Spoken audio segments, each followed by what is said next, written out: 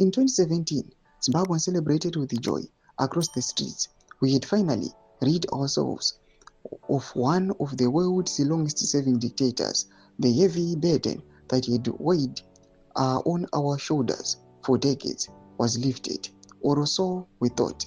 Robert Mugabe's rule had become a living hell for many, marked by economic collapse, repression and suffering. His ousting through the well-planned and executed military intervention felt like salvation. We believed a new era had dawned. Sanabina Mashukobran watches the fall of democracy and the rise of dictatorship in Zimbabwe. Don't go subscribe or like it on the bell icon.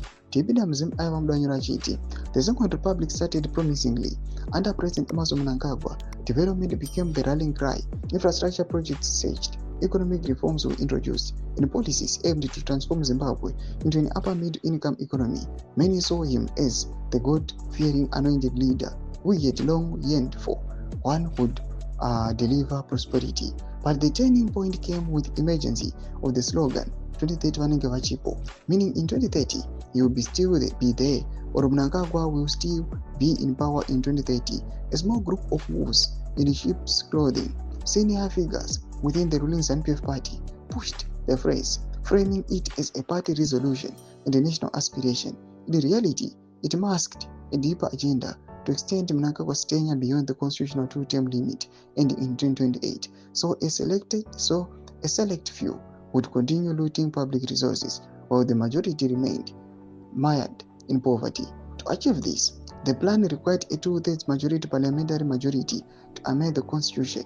TSHABANGU played a key role by recalling numerous opposition citizen coalition for change CCC members from parliament, creating vacancies that helped tilt the balance toward the ruling party.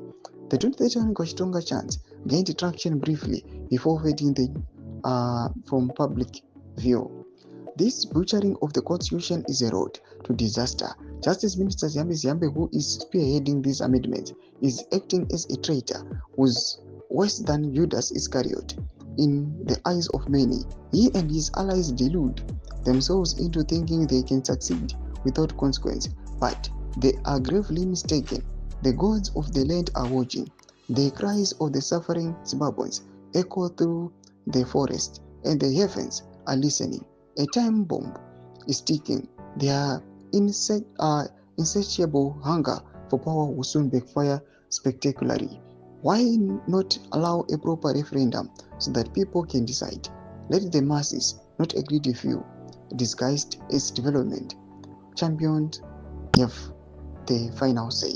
Thomas Kwanumdashitoga Pangwa inebina comment section medu za funguro mori kudipa msoro pe the fall of democracy in Zimbabwe. Bina comment section medu za funguro enyu, so subscribe or like, chat on the bell icon.